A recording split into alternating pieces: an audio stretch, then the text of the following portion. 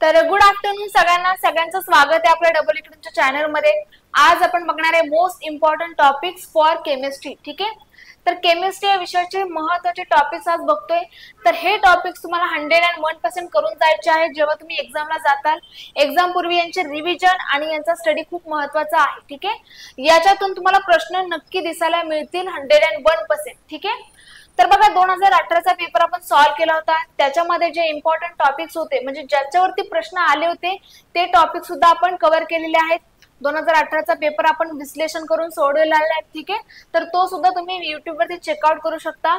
जे महत्त्वाचे टॉपिक्स आहेत, लॉज आहेत, ते मी सांगितलेले आहेत, त्यांचा सुद्धा सेपरेट व्हिडिओ अवेलेबल आहे डबल इकडच्या चॅनलला, तुम्ही चेकआउट करू शकता। तुम्हाला 101% काय होणार आहे, फायदाच होणार आहे। ठीक आहे, तर चला वळू।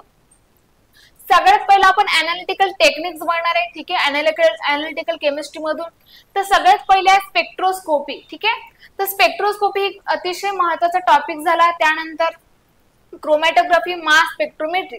आता मास स्पेक्ट्रोमेट्री मधून सुद्धा आपल्याला 3 प्रश्न बघायला भेटले होते 2018च्या पेपर मध्ये। ठीक आहे, त्यानंतर क्रोमॅटोग्राफी मध्ये सुद्धा जी टीएलसी क्रोमॅटोग्राफी आहे त्याच्यावरती प्रश्न बघायला मिळाला होता।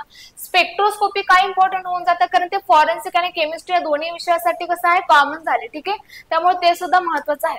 आता ऑर्गॅनिक केमिस्ट्री बघू, रिएक्शन मेकॅनिझम। ठीक आहे, तर रिएक्शन मेकॅनिझम आपण शिकलेलो आहे वेगवेगळ्या कंपाऊंड्स मध्ये।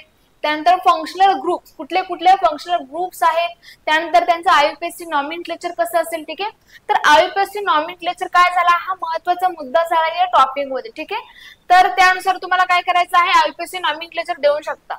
म्हणजे फॉर एक्झाम्पल जर अल्कोहोल फंक्शनल ग्रुप आहे, ठीक आहे, अल्कोहोल फंक्शनल ग्रुप आपल्याला एएन हे काय लावायचं आहे, सफिक्स लावायचा आहे, जेणेकरून काय ते आयुपीएससी नॉमेनक्लेचर होऊन जाईल।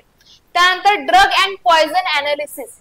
ठीक आहे, इनऑर्गॅनिक केमिस्ट्री मध्ये बघा कोऑर्डिनेशन कंपाऊंड। ठीक आहे, तर कोऑर्डिनेशन कंपाऊंड हा खूप मोठा असा चॅप्टर आहे ज्याच्यातून प्रश्न येण्याची शक्यता भरपूर आहे। ठीक आहे, हेवी मेटल डिटेक्शन, मेटलचं डिटेक्शन कसं करायचं हे सुद्धा तुम्हाला याच्यात बघता येईल।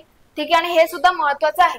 यासाठी वेगवेगळ्या टेस्ट असतात मेटल डिटेक्शन करण्यासाठी, त्या टेस्ट करा। ठीक आहे, त्यानंतर बघा फिजिकल केमिस्ट्री, सगळ्यात पहिला आहे थर्मोडायनामिक्स। ठीक आहे, थर्मोडायनामिक्सचे लॉज करा।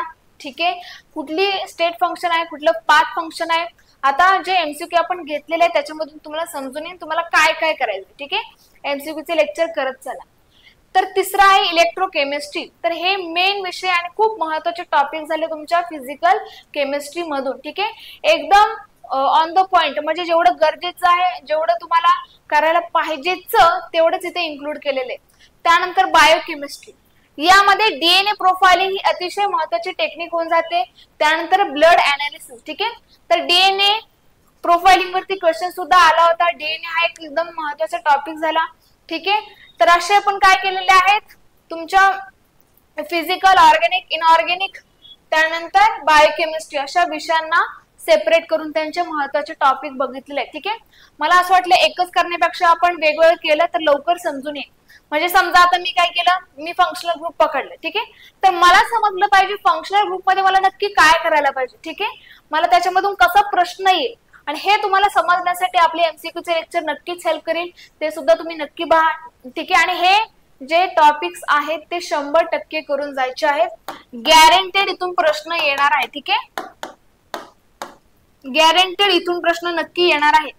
तर या टॉपिकला रिवाइज करा, स्टडी करा, रिव्हिजन करणं महत्त्वाचं आहे, कारण आपण स्टडी तर करतो पण आपण जे विसरून जातो सगळ्यात महत्त्वाचं ते रिव्हिजन। जर तुम्ही एखादा टॉपिक केलाय पण तुम्हाला तो वेळेवर आठवत नसेल तर त्याचा काही उपयोग नाही, शून्य उपयोग आहे। ठीक आहे, तर प्रॅक्टिस साठी आपण काय करतोय, टेस्ट सिरीज लॉन्च करतोय। ठीक आहे, टेस्ट सिरीज तुम्ही घेऊ शकता, वेगवेगळ्या फॉरेन्सिकच्या पोस्ट साठी टेस्ट सिरीज असणार आहे। ठीक आहे, तर या टेस्ट सिरीजची प्राइस आहे 200 रुपये।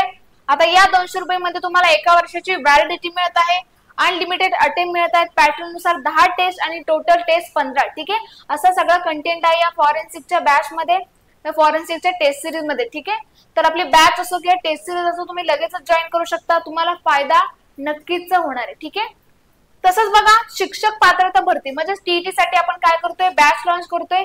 तर टीईटी साठी सुद्धा तुम्ही काय करू शकता, बॅच घेऊ शकता। ठीक आहे, तर यामध्ये सुद्धा रेग्युलर बॅचेस वाला कंटेंट आहे।